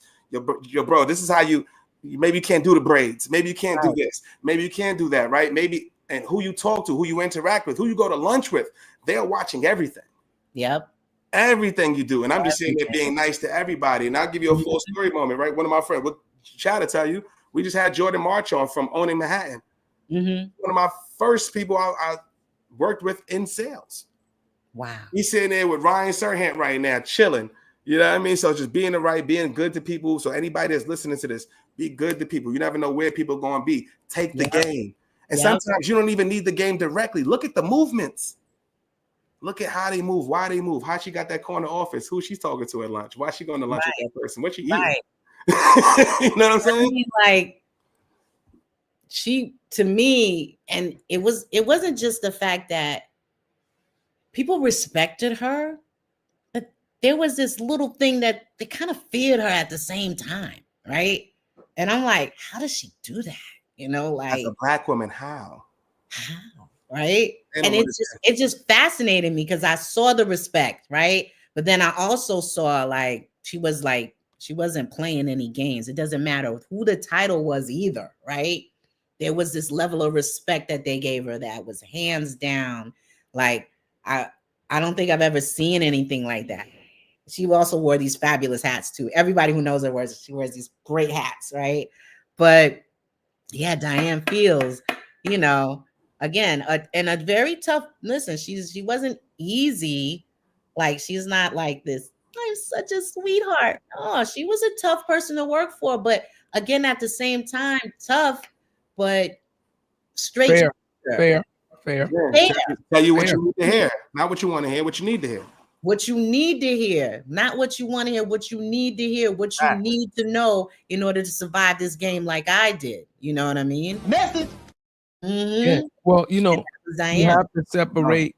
You don't have to, but again, as in our culture, too many times we let our emotions and how we feel get in the way of our good common sense. Right. We let our emotions and how we feel get in the way of our good common sense. I was actually having a talk earlier before we started the pod with somebody that I've known for 20 years, and he's family and he has a business and things of that nature. And I was saying things to him, and you know, I could feel him getting excited. And I'm like, slow down. Take the emotion away from what I'm saying to you. Don't take it personal. I'm telling you how to operate on a business standard. Don't take it personal. I'm telling you how to operate on a business standard. Separate your emotions from what I'm giving you as advice on a business standard. You understand what I'm saying? Because at the end of the day, you want me to help you do something in business, right? Right. Okay. Well, let me tell you what business with me looks like versus personal with me looks like. Right. Oftentimes, you know, because we have relationships with people and we're mainly jovial people, you want to still kind of have that relationship. But in business, you have to make that line of separation, right? You have to make that line of separation because I can't help you if you're not helping me. See, you are hired to do a job, which means if you fail and whatever her team is at the moment, if her team fails, she fails as a leader. If her team fails, she fails as a leader. Now, if she has somebody higher up and higher up above her, she has to answer to them for those failures. And they don't want to hear fucking excuses. And they're watching her, especially because she's the Black woman with the corner office. There you go. Because you overlooking 52nd Street. Exactly. Because you got this prime real estate in this corner office that one of the good old boys might want. Yeah, we're gonna watch you and watch how you move and watch how you carry yourself, right? So I think, you know, it's extremely important to draw that line and say, listen, we can be cool and we can develop a friendship and whatever that looks like, but we have to get the work done first. Right. And this is what that looks like. And then you as an employee that wants to climb and be prosperous, right? You got to look at that and say, nah, I love that. Let me, you know, put the emotion away and say, let me absorb, because she could have been like, I'm a black person in the room, black woman. I'm not too many of us here, and now another black woman here, and you know what happens with that too often, right? Right. The battle of it's not enough here, but now when somebody else comes here, it's too many of us here. Too many of us here, right? You gotta listen to him. You can learn something.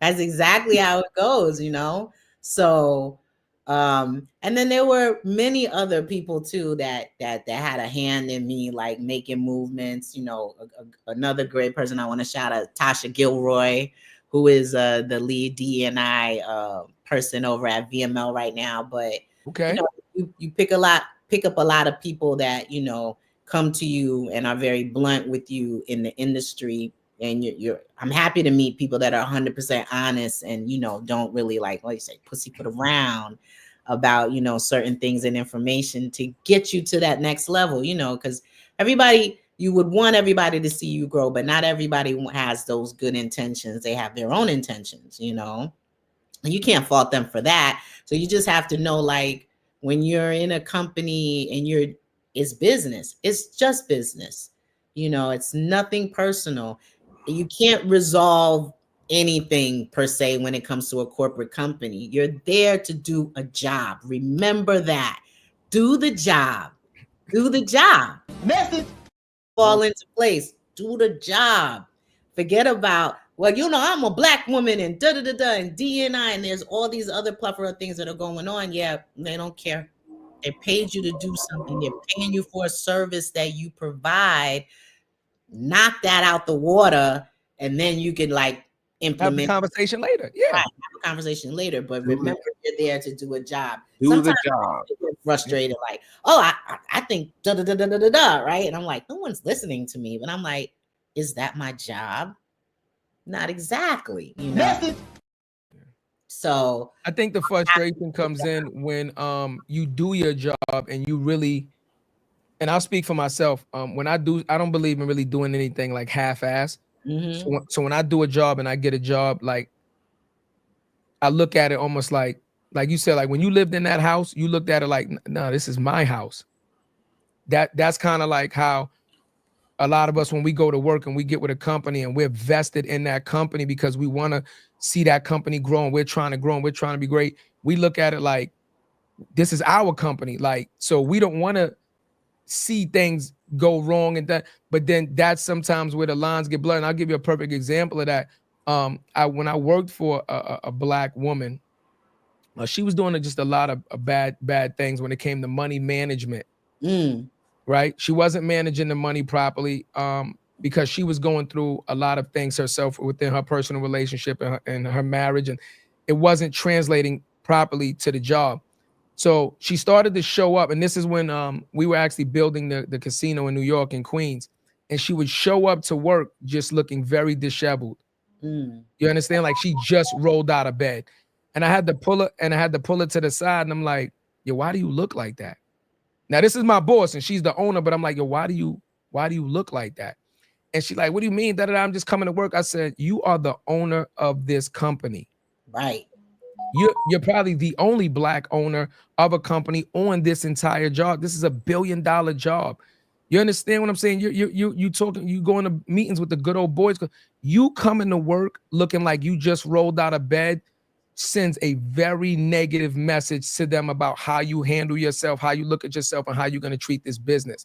You know what I mean? And she didn't really receive it well because she's like, oh, why are you worried about how I look? You know, just do what I do. I'm like, because what you're not understanding is anything that affects you ultimately affects us. Right. And I'm telling you because I care about you and I care about growing this company and I care about, let's get the next contract and let's get the next one and let's make a team out of this thing. You know what I mean? So sometimes that's where it comes from, where the emotion, you get emotionally attached to what you're doing because you love what you're doing and because you see value in it, that you want to do a little bit more, but oftentimes it's not received the same way that you want it to be received. Right.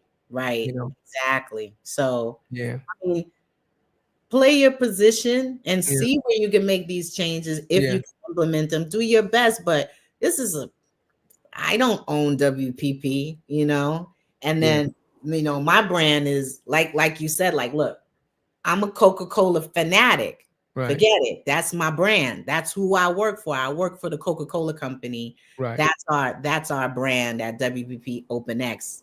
That is our brand. So anything under the Coca-Cola diaspora, I'm geeked out. Like, I've been here a year now, right? Okay. But literally, I'm just like, in my mind, I'm more like, well, I'm here for I'm whatever until they kick me out. This is Coca-Cola. This is not a game, Yeah. And Do you know? I know you know Islam, right? of course. Yeah, he's actually coming on next month. You're kidding. He's coming on, supposed to be the 5th or the 7th. Listen. Something like that. No, not the 7th. He's coming on the 10th. I'm about to say, if it's the 7th, we might have to do a rescheduling on that. Yeah, he might be coming the 10th. I literally just spoke to him. You're gonna love Islam. I cannot say, and this is not because he's actually the client and my boss, really. You know what I mean? Right. I didn't know that.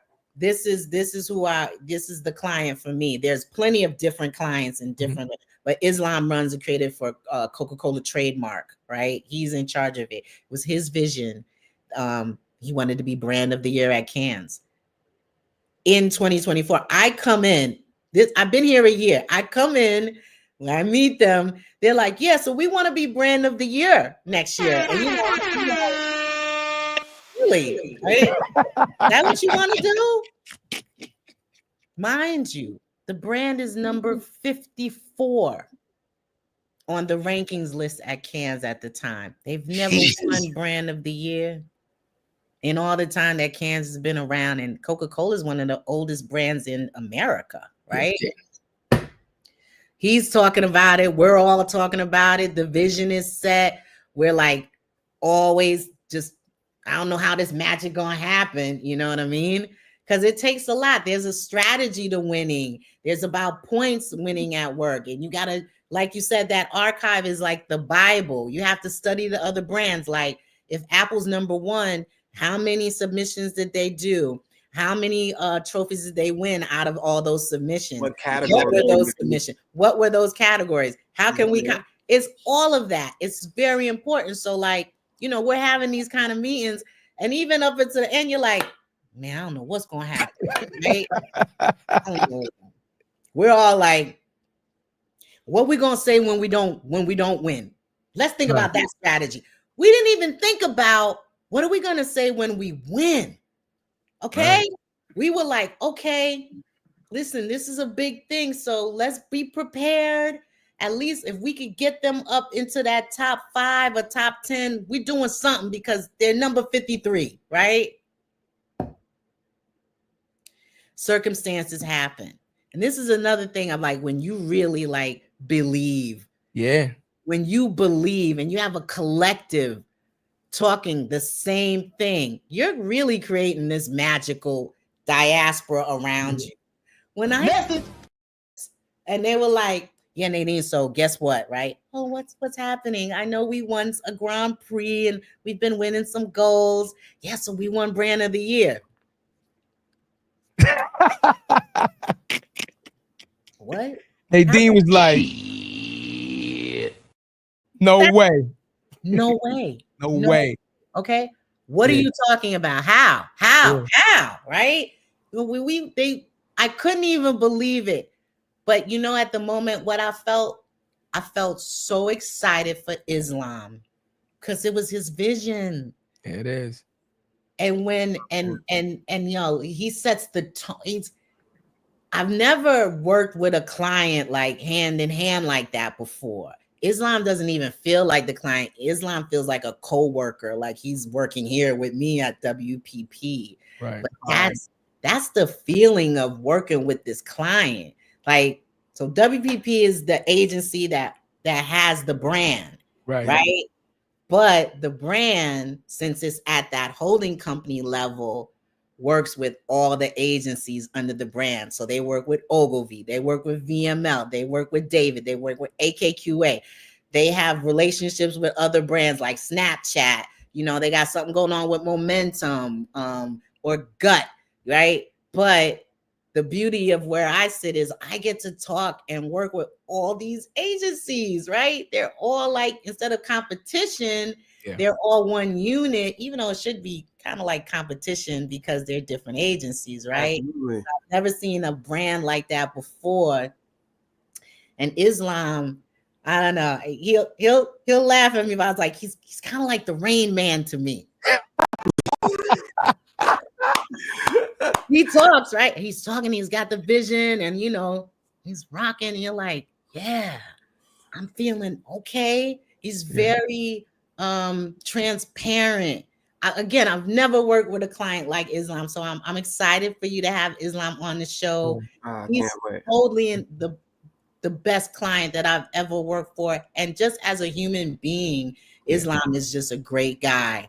He really is what that market says, the kindness ninja. He really is just the kindness ninja. I think that's what caught my attention, because I saw him post something. I'm like, oh, first of all, the name caught my attention. I'm like, they're the global VP, right? And then you see podcasts, and then I see this. Then they said something real. I forgot what post it was, like 2 weeks ago. And I just end up shooting a shot. I'm like, yo, bro, I got to have you on the shot. You don't know me from Adam. You don't know me from shit. But this is what we doing, bro. I'd love to have your story, right? Because first of all, people need to see your story, right? Your name is Islam, right? And for you to climb up a global brand like Coca-Cola, I want to know what that looks like, because there's somebody out there right now. We also had Hamid Saifi. He actually ran Liquid Death. Oh, get out of here. He took that to $1 billion brand. That's our bro. We're actually talking to him tomorrow. So like there's people like that come from different cultures, different ethnicities, right? That are like, yo, I don't even know this is a goddamn lane. I don't know if this is a lane. They need to see that. They need to see that success. They need to see that. Yeah. Islam is from Egypt, okay? Fire. He's in the United States now, right? He moved here a couple of months ago, but he's just an incredible client. The people that he worked, even like his peers that I've worked with, they're amazing. But I have an amazing team at WPP Open X as well. Like, I have to really thank the universe, thank Mrs. King, my parents, Diane Fields. Like, I've had the most incredible journey in advertising. It just keeps going. Like, I can't believe I'm saying that I've been here for 30 years. Like, 28 years is the mark, right? But I still love it. Believe it, and like thriving and loving it. Like, I love every minute of my job. I love awards. I love dealing with people at the award show. I love the One Club, DNAD, the Effies, the Webbies, which is one of the more exciting shows as well. Right. And Cannes, again, that's like the Oscars of advertising. So that's why I was telling you, Jarrett, I was like, I doubt they go anywhere. They just purchased, they own Effies now. They own the Effies. Oh, really? I didn't know that. Well, shout out to Simon and the entire team, man. We also have Simon on. Simon's going to come on the show. Simon, First of the year. First of the year. Shout out to Simon, man. He's a good dude. Yeah. I worked with him, so I saw him climb the ranks. Right. I was in the office with him. I met him. I think he had just become the president in 2017, right? And I said, oh, this fella's young, right? I got a picture with him and everything. And then now he's running the whole show. And I was like, he's kind of a quiet giant, you know what I mean? Like, I was there when it was Philip Thomas. This is the guy, this is the man, right? Yeah. Right? I love it, man. Yeah, and I love the fact that they came to Black Week. Like, that really excited me to see them there. Although I don't think the conversation was a conversation I was looking to hear. I really wanted them to talk more about how, because of Adrian C. Smith, that's another name I'm just going to drop. Shout out to Adrian. Because of her, there's now this strong Black presence at Cannes. Like, we have Inkwell Beach and Black at Cannes and things as such. But I think I feel truly is because Adrian relentlessly, put her foot forward to make this happen for us and for things to for us to be seen. And then here you have Simon coming to speak at Black Week. I think they should have spoke more about that, because I think everybody knows why it's important to win at Cannes Lions.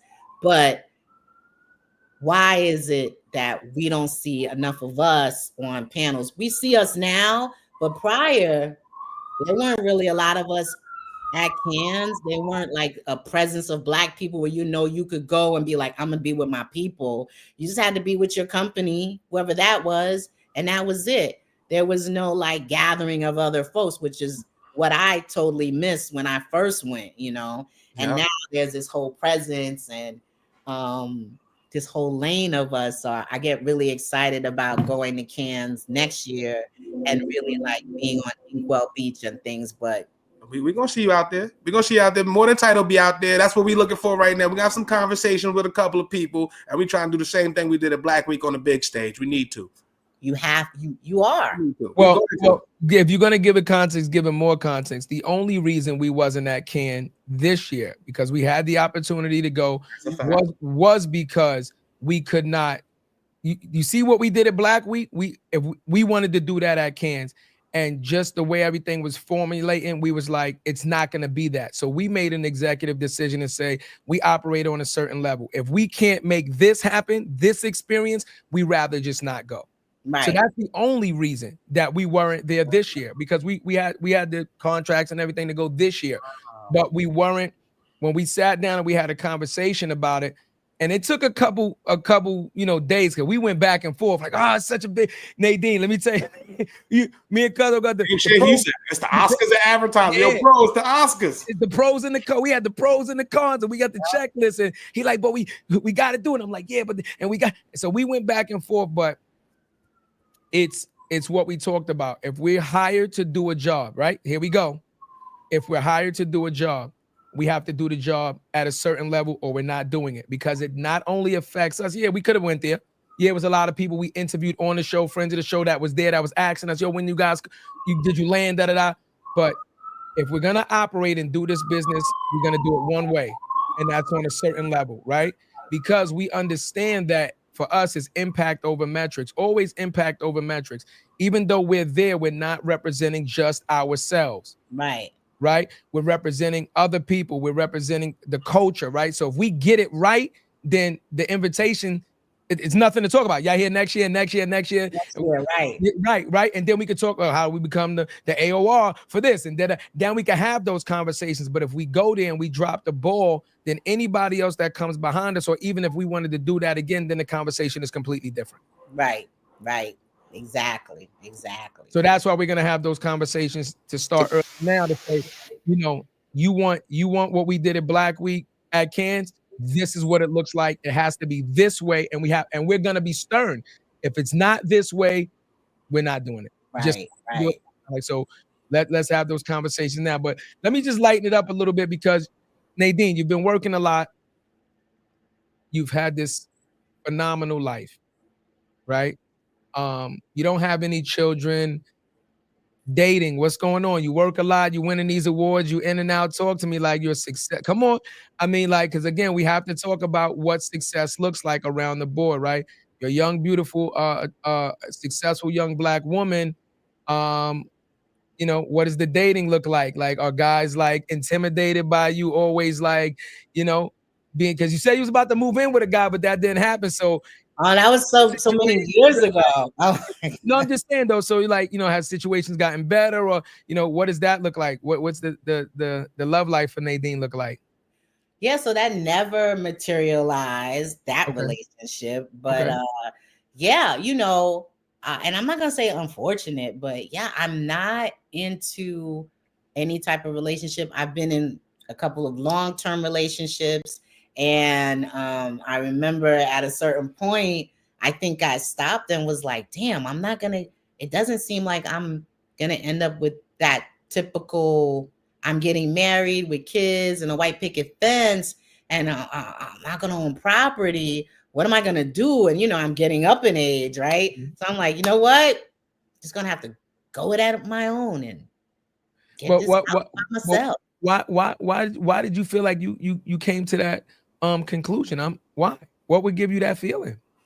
I mean, I think it's not even, I think at the time, the guy I was dating wasn't ready for what I was ready for. And I didn't recognize that. And there was I'm not going to be like, I was 100% innocent, but I stayed too long. I didn't recognize when it was time to go. Like, Because I thought you were going through the screaming baby. And now I didn't do it because I seen you looking at the screen. I say he definitely gonna hit it with the meth. You on mute, cuz you're on mute. You're on mute, Jarrett. Because I'm looking at the comments. I'm sitting responding to another comments on IG and shit. Okay, because all the people comment. I didn't hit it because I'm like, oh yeah, cuz I'm about to put the screaming baby on that one. You stayed too long. Okay. Yeah.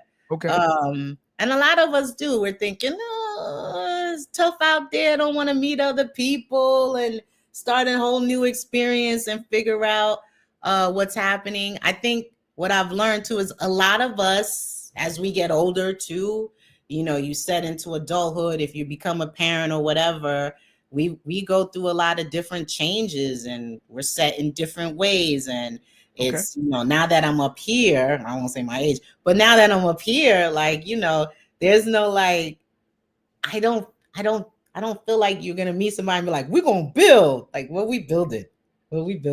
I'm already up there building shit. What exactly are we doing together, right? I keep it up. So there's a brother out there. There's a brother out there. Like, I'll help you. I got some wood. I got this.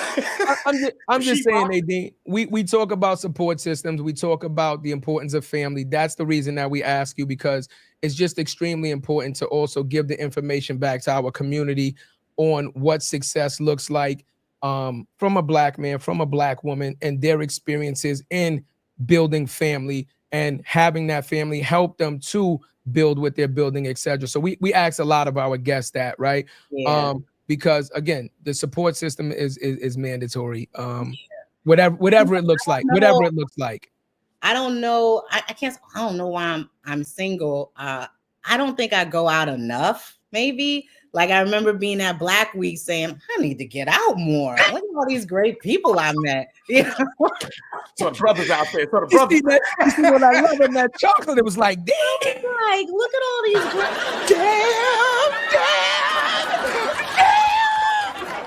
Damn. Exactly. I was like, man, I need to get out more.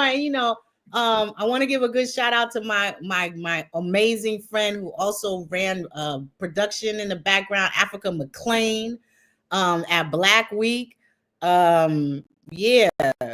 Africa I've known as well, just as long as I've been in the business. So Africa's been in this business for just as long as me. I love it. And now she does like these live events like Black Week and things like that. But literally, I was like leaving Black Week, like, I need to get out more. Look at all these people I met, and numbers just out of nowhere, right?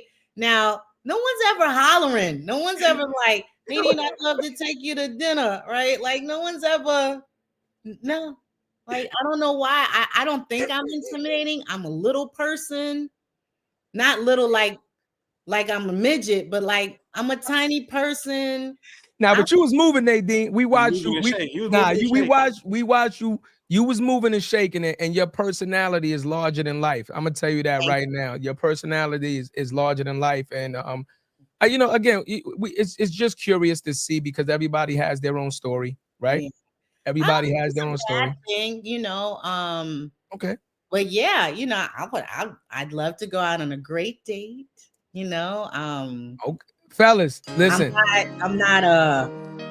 don't think I'm hard. I don't even know. Good. Really? We got to